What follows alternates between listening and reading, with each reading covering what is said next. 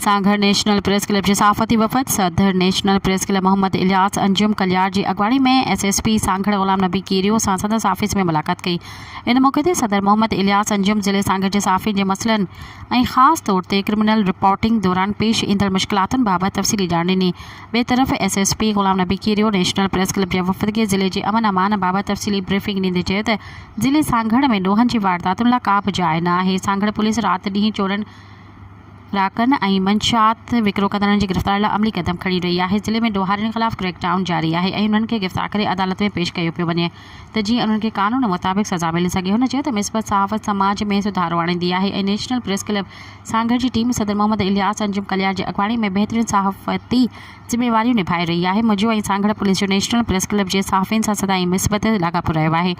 सहाफ़ियुनि police लाइ अखियुनि जो किरदारु अदा कनि था। इन मौके ते नेशनल प्रेस क्लब जा सीनियर नायब सदर Saifullah Mughal, general secretary AD कुंभर, नायब सदर वकास अहमद रहमानी ऐं ॿिया पिणु मौजूदु हुआ।